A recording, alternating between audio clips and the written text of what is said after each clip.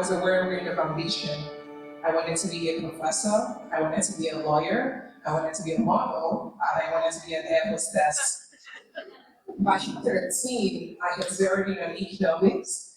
I was determined to follow in the footsteps of a family friend who's the current Director General of the World Trade Organization, Dr. Ngozi Okonjo-Iweala. My teachers, however, were disappointed. Why squander all that brilliance, they asked. You should become a doctor. Fast forward to today, I'm at Deloitte helping shape data and AI strategies for both government clients and public sector clients. I am researching the data platform ecosystems, and I'm teaching digital transformation to our leaders of tomorrow. How did I get here? I simply stopped asking what I was supposed to do or be, and instead I started asking what I wanted to learn next. We are not one and done learners. The world changes faster than we can arrive at any destination. In the 1900s, information doubled every 100 years.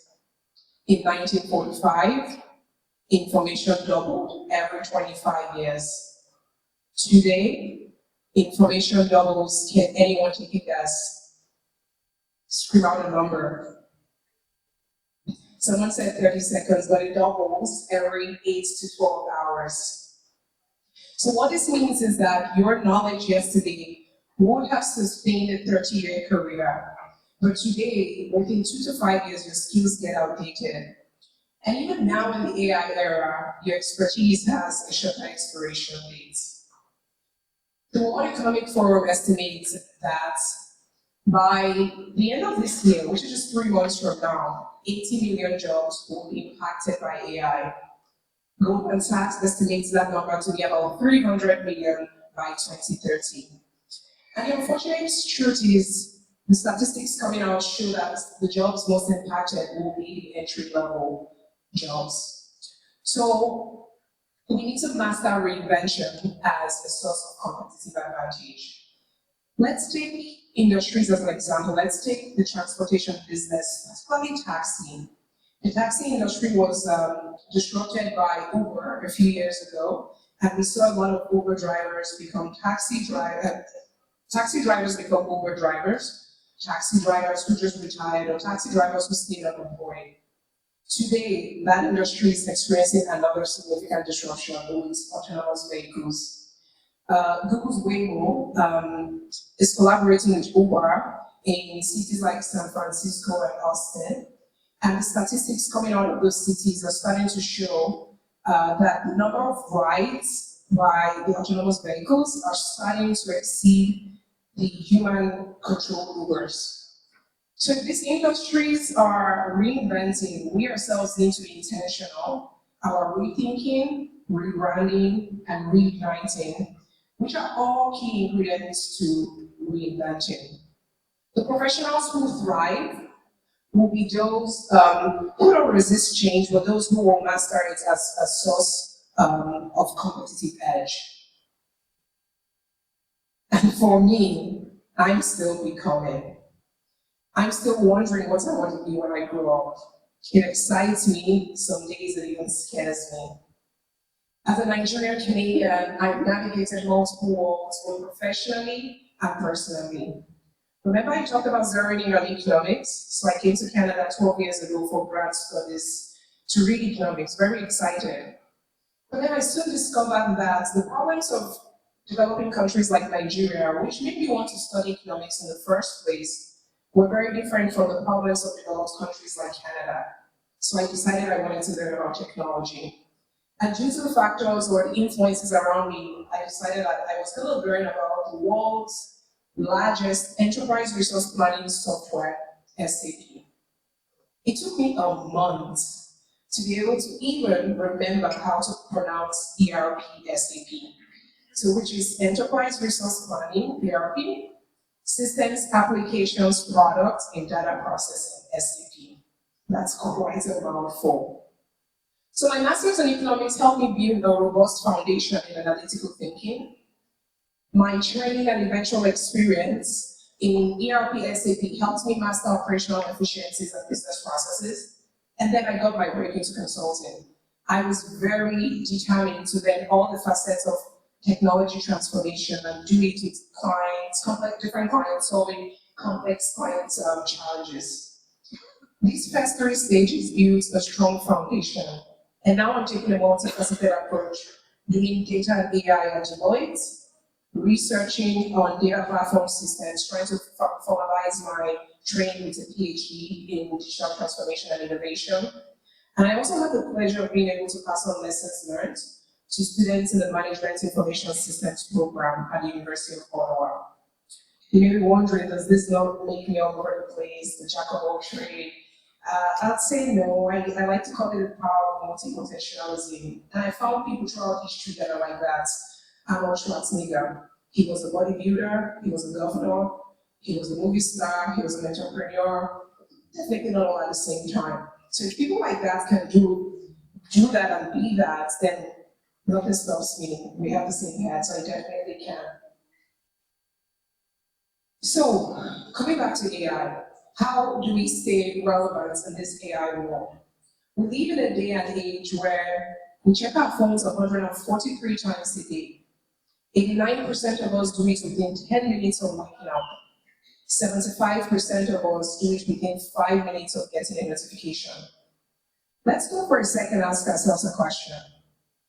Are we spending this time reinventing, or are we just mindlessly consuming social media, or what some of you would justify as news content? We consume 74 gigabytes of information a day. To give you context, that is an equivalent of 16 full-length movies. This is mental overload. We're constantly consuming. Why not make it your superpower? Why not use all that time reinventing yourself? So I think of 3 things when I think of reinvention. First is really staying insatiably curious, deep diving into as much of the tools as we have out there. And there is a lot of tools. If we just take chats, for example, we have ChatGPT, we have Gemini, DeepSeek, Perplexity, Grok, I can keep going on. I personally found a way around it recently because I've been getting very overwhelmed.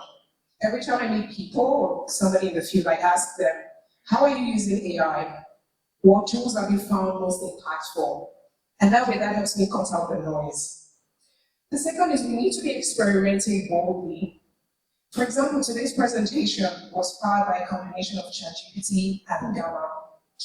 I used ChatGPT for scripting, so I fed in the URL to the program, I fed in the URL to my profile on LinkedIn, and I just shared some rough ideas of what I was looking to get and some statistics that I had stuck in my head.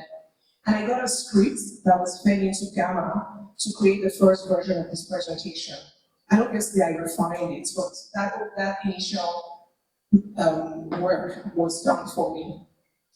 Thirdly, we need to stop asking, will AI replace me? And instead, we need to start asking, how can AI make me replaceable? I have a theory that AI, when used, will actually separate excellence from mediocre. Because all AI does is it just amplifies whether it's good or it's bad. So I have an AI mirror exercise, and you can complete the exercise now or at your own time.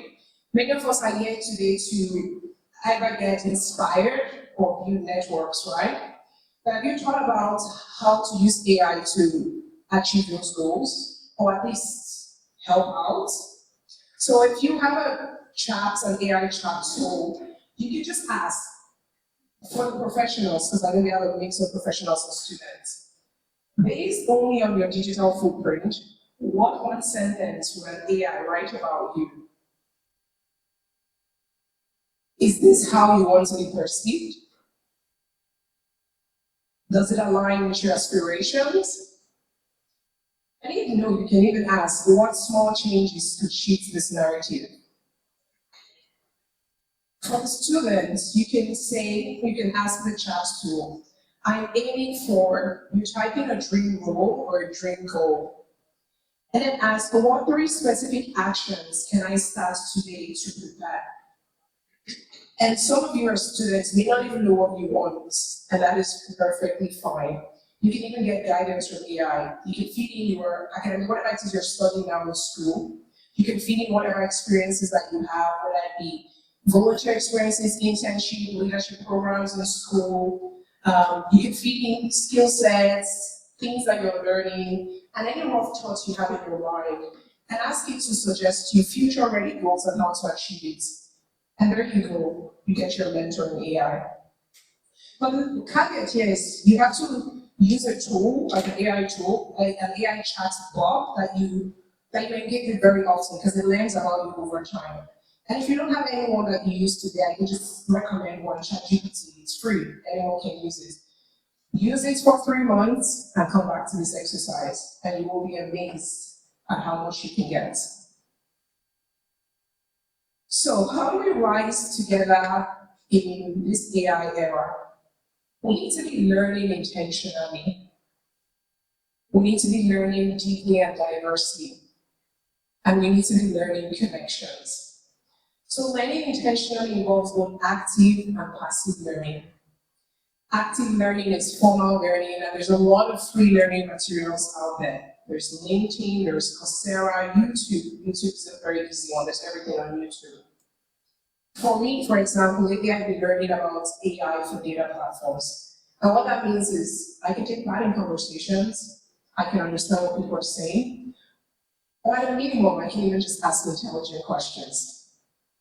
Passive learning is the people or the content you follow on social media that is sharing about AI, you passively learning, whether it's on LinkedIn, Facebook, Instagram, Threads, X, whatever it is. Are you following people or pages that provide you information to help you know what's happening?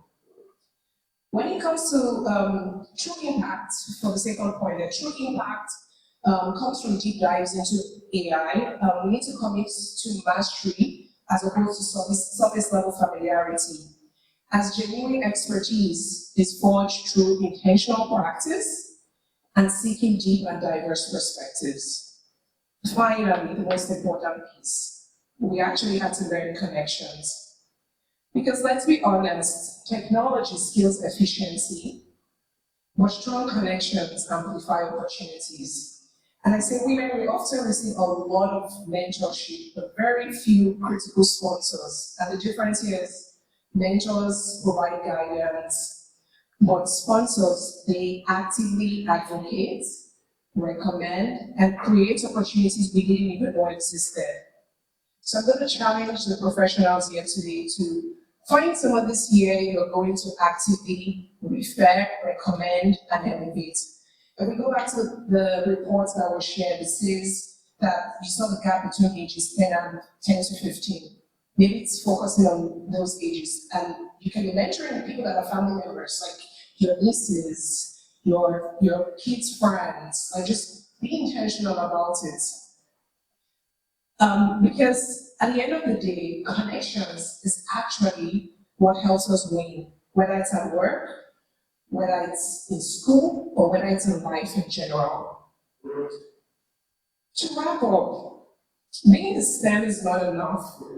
Being relevant in STEM is actually the mission. And in this room are women who will reshape what the future looks like. And AI is just the beginning. So we need to be intentional about consuming content to help us stay relevant. We need to be intentional about creating space for us to receive information, retain information, and reflect on information. And we need to be intentional about building relationships. Thank you.